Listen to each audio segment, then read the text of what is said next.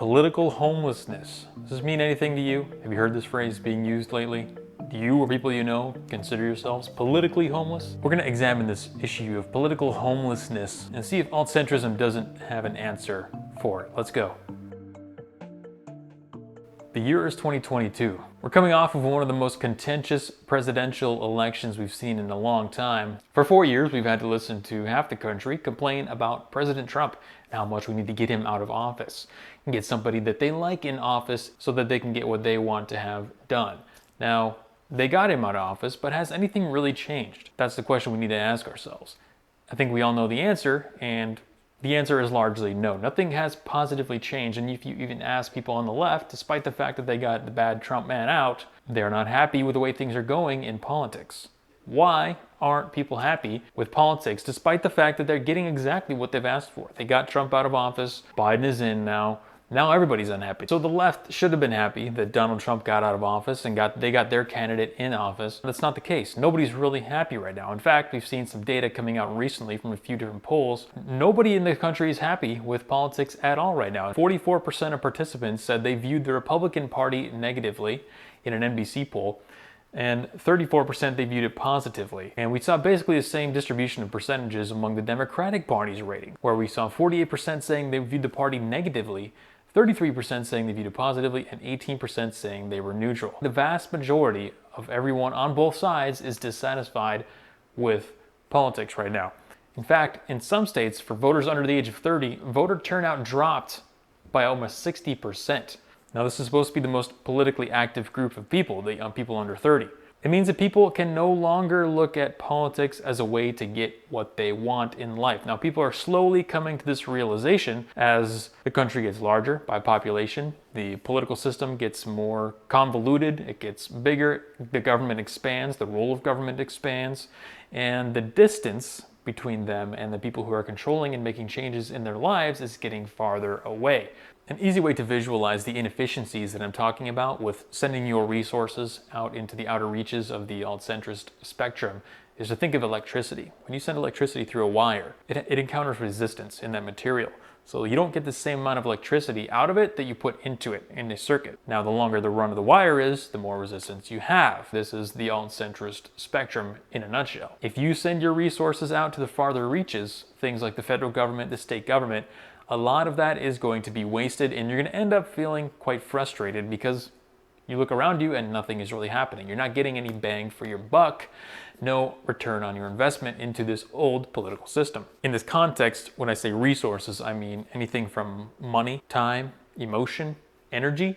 These are all resources, it's not just money. When you utilize any of those resources and you send it out to the outer edges of the spectrum expecting an ROI, a lot of people are disappointed, and we are now at that point where people are starting to realize what's happening. I don't think most people can put it into words, but this is exactly what's happening. People go to rallies, they vote, they're advocating for their favorite candidates, their favorite policies on Twitter all the time, Facebook, Instagram, social media, talking to their friends, their family, they're listening to news, they're consuming media, they're trying to stay in touch with what's happening, they're spending a lot of time, energy, and emotion on politics, and they're getting very little back out of it. Does this maybe describe you? Do you feel this way? Do you feel like you've invested a lot of time, money, energy, and emotion into politics lately, and you're not really seeing any real return from it? Well, I was there at one point as well, and that's exactly why I started to think of the alt-centrist philosophy, because I realized that this is not the way to get what I want in life anymore. You know what they say, if you want things done right, you got to do it yourself. So what is the alt-centrist stance on this? Well, there's a very simple answer to why people aren't getting the results they want from politics right now. The simple fact is that the gains you get, the return on investment from the amount of energy and resources that you invest in the federal political system or even the state political system aren't worth it. I would simply point to the spectrum and say, well, you're sending all of your resources to the farthest ends of the spectrum and you're expecting returns on that? That's not how this world works. You need to refocus your resources, the expenditure of your resources, on things that are closer to you if you want to see actual changes in your life. Now, people aren't going to like hearing this because they're used to expecting people in political offices to do things for them by simply voting. They think that their vote will translate into real world changes for them, and that's really not the case anymore.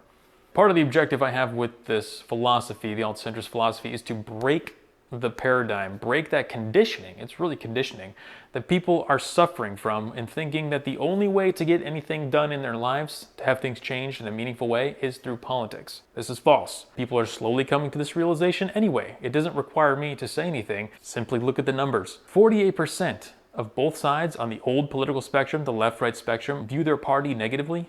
They don't know where to go. They don't know what to do with this energy, the time. Some of these people have been invested in this political spectrum for decades, so they don't know what to do. They think the answer is to elect the right person within the old system to fix the system for them. Now, people are going to slowly also come to the realization that you cannot fix the old system by participating in the old system. The message that we need to get across is that the phenomenon of political homelessness occurring right now across the nation is not the result of something happening within the system that can be fixed. It is a result of that system. The left-right political spectrum, reinforced by decades of precedent and the media reinforcing everything about it along the way, that is the problem. Now, it's going to be tough for people to acknowledge and realize that participation in that system is not going to fix that system.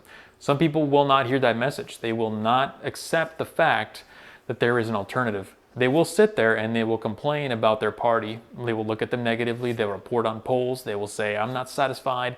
Where's my return on investment? What am I getting for this? They will say that into perpetuity without accepting the simple fact that this system no longer works for getting what you want anymore. Politics is no longer the system used to dictate and guide your life going forward on a large scale. And that's exactly what the problem is. It's a problem of scale. So you might ask, well, what's changed? Politics used to be a way for me to get what I want. I voted for the candidate. He imposes the changes that I think he's going to impose, and then my life changes. Well, we have to introduce the concept of scale. This is one thing that people don't really think about. The problem of scale is not unique to this particular system that we have. It's my belief that there is no system that works at this large of a scale, whether it's capitalism, communism, democratic republic, any kind of economic or political system. I think it breaks down past a certain point. It may be possible to make up for this with technology, but we don't have technology integrated into our system in a way that actually helps us yet. If anything, it just hinders us. Take the last presidential election, for example. We have approaching 400 million people in this country, and we saw the margin of victory was a couple tens of thousands of votes in some places. Now, in my eyes, this is within the margin of error. When you have that many people participating, there is no reasonable expectation that you can get a one-to-one representation of what actually happened into the result. So every single person that voted has their vote represented in the exact proper way at the end. That's not going to happen, simply due to scale. People are inefficient. Anytime you have people in a system, involved in a system, it's going to have problems. You're going to have errors, you're going to have miscounts, you're going to have missed ballots, you're going to have boxes of magic ballots appearing out of nowhere in the middle of the night, you name it. These are all just inefficiencies that we should expect to have happen in a system like this that's this large. So going forward, you're going to hear me mention the problem of scale quite a lot, because I think this is one of the biggest problems we face, and it's one that nobody's talking about. Why is nobody talking about scale?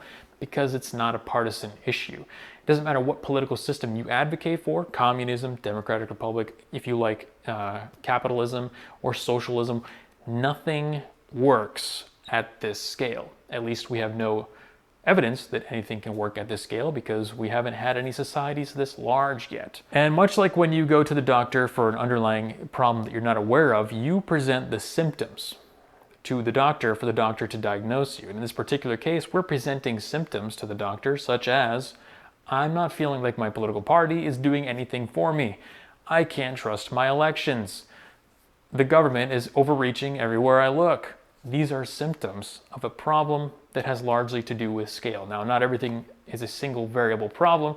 In this particular case, that also holds true. Scale is probably one of the largest contributors to this problem, but it is not the only problem. And we're going to go over a lot more of those issues that are going to contribute to this problem. But it's important to keep in mind, there is a very small likelihood that the amount of ROI you're going to get from participating in the political system is going to increase at all over time as the population of the country increases, as the inefficiencies increase, as instability increases. So the key takeaways from this are that political homelessness is not going anywhere. There's a reason you're hearing more and more about it nowadays, and it's going to increase a lot.